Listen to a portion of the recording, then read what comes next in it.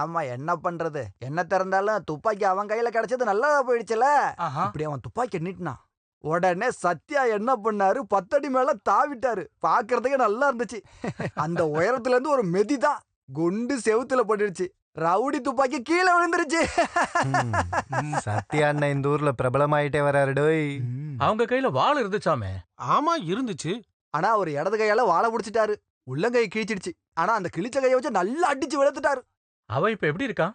என்ன சொல்றீங்க புரியலையே? இல்ல கையதான் அறுத்துச்சாமே.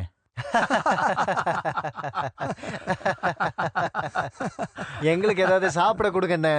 இதெல்லாம் சத்யா அண்ணனுக்கு டீ குடிக்கிற மாதிரி. அவரோட இன்னொரு கதையை பத்தி நீங்க கேள்விப்பட்டிருக்கீங்களா? அப்படின்னா சத்யானனை பத்தி உங்களுக்கு எதுவுமே தெரியலன்னு அர்த்தம். ஊர்ல ஒரு சாரு அரசியல்ல இருக்க இன்னொருத்தனை எப்படியாவது வெளியேற்றணும்னு நினைச்சான் தெரியுமா? அந்த சாரை எப்படியாவது கொலை பண்ணணும்னு இவனும் நினைச்சான். அந்த ஊர்ல அப்பதான் ஒரு விசேஷம். நாங்கெல்லாம் ஒரு கேஸ்ல ஜெயில இருந்தோம். அடிக்கடி நாங்களாம் அண்டர் கிரவுண்ட்ல போவோம். அண்டர் கிரவுண்ட்னா என்ன? அண்டர்வேரோட பெரியப்பா தான் அண்டர் கிரவுண்டு. நீ வாயை மூடிட்டு கேட்டா போதும். அந்த இடத்துல ஒரு மேடை கட்டி அவரு பேசி கீழே இறங்கி வர நேரத்துல பெரிய ரவுடி கூட்டம் ஒரு 40 பேர் குண்டனுங்க வந்துட்டானுங்க. டேய் அவனை வெட்டுடா கொல்லுடா அப்படின்னு கத்திக்கிட்டு சைக்கிள் செயின் கத்தி எல்லாம் எடுத்துட்டு வந்தானுங்க.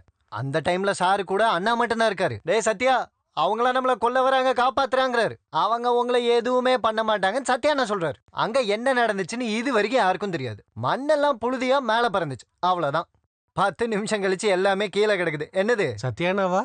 மண்ணாங்கட்டி. இல்ல ஜேம்ஸா இருக்கும். அட அது இல்லனா, இந்த 40 பேரோட செருப்பும் துணியும் எல்லாம் ஓட்டானுங்க. சைக்கிள் செயின் வாளு எல்லாமே அவங்க கையில இருந்தது. அந்த பொருள் எல்லாமே 35,000 ரூபாய்க்கு இரும்பு கடைக்காரங்கள்ட்ட வித்தோம் தெரியுமா? அப்பவே நாங்க அந்த பணத்தை சர்ச்சுக்கு மொழியா கொடுத்துட்டோம். அப்படி இருக்க சத்யா அண்ணனை இந்த 3 பேர் இல்ல 30 பேர் வந்தாலும் சின்ன கொசு அடிக்கிற மாதிரி. சரியான ஆம்பளனா இன்னைக்கு அவ மட்டும்தான் இருக்கான். டிரைவர் தங்கப்பண்ண அடிச்சதுக்கு அப்புறம் அவன் இந்த ஏரியா பக்கமே வரல. சண்டை போட்டா யாருக்கு பிடிக்க போகுது? தேவையில்லாம பேசாத. இந்த ஊர்ல எல்லாருக்குமே சத்யானா ரொம்ப பிடிக்கும்.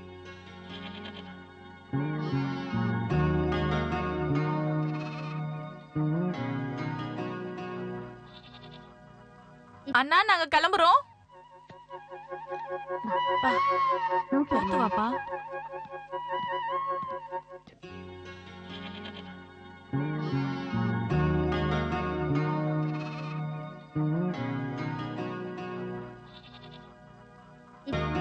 யாரங்க? ஓ நீதானா? இன்னைக்கு உங்க சொந்தக்காரங்க யாரும் இல்ல தண்ணி அடிக்கிறதுக்கு? இந்த ஆயின்மெண்ட் போட்டா எல்லாம் கரைஞ்சிரும். என்ன? பாட்டி கால்ல முள்ளு பட்டப்ப டாக்டர் இத கொடுத்தாங்க. அதுக்கு கையில இத போட்டீங்கன்னா. ஓ அதுவா? அதெல்லாம் தேவையில்ல. பாட்டி கால்ல முள் ஏதாவது ஏறும்போது அதை கொடு. என்ன மாதிரி இருக்கிற மனுஷனுக்கெல்லாம் இங்கிலீஷ் மருந்து செட்டே ஆகாது. ஆட்டு ஒண்ணுக்கு வச்சதும் எல்லாமே சரியாயிருச்சு. ஆமா, உனக்கு என்ன திடீர்னு ஒரு பாசம்? நீ ஒண்ணு பண்ணு, நான் எக்ஸசைஸ் பண்ற இன்னொரு கைத்தையும் அறுத்து விடுற. மறுபடியும் விழுவேன், கை போயிரும். அப்ப காயம் ரொம்ப இருந்தா நான் மருந்து போட்டுக்கிறேன். இப்ப நீ கிச்சனுக்கு போய் என்ன வேலை இருக்குன்னு பாரு. கிளம்பு. பெரிய மருந்தா.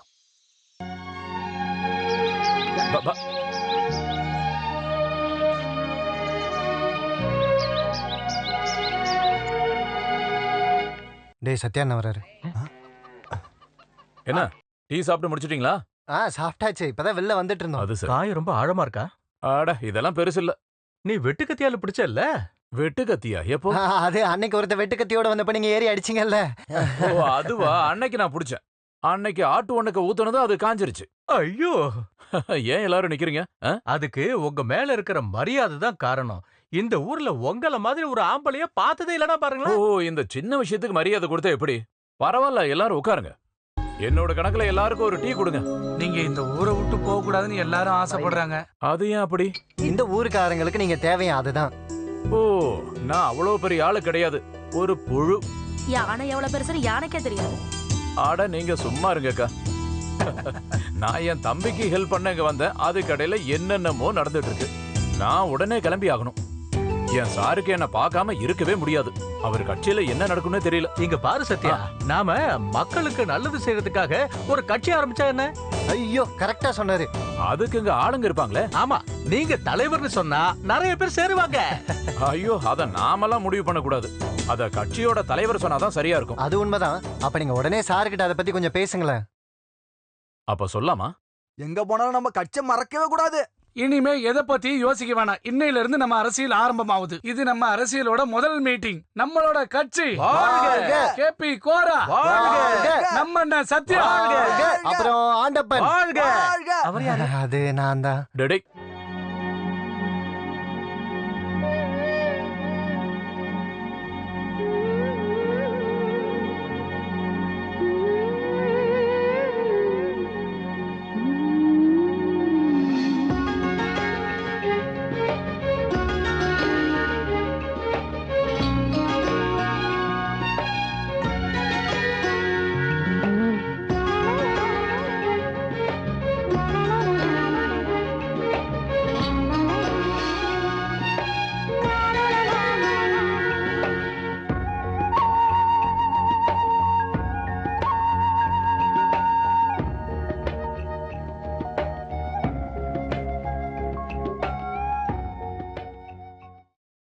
இது அருமையான மண்ணு.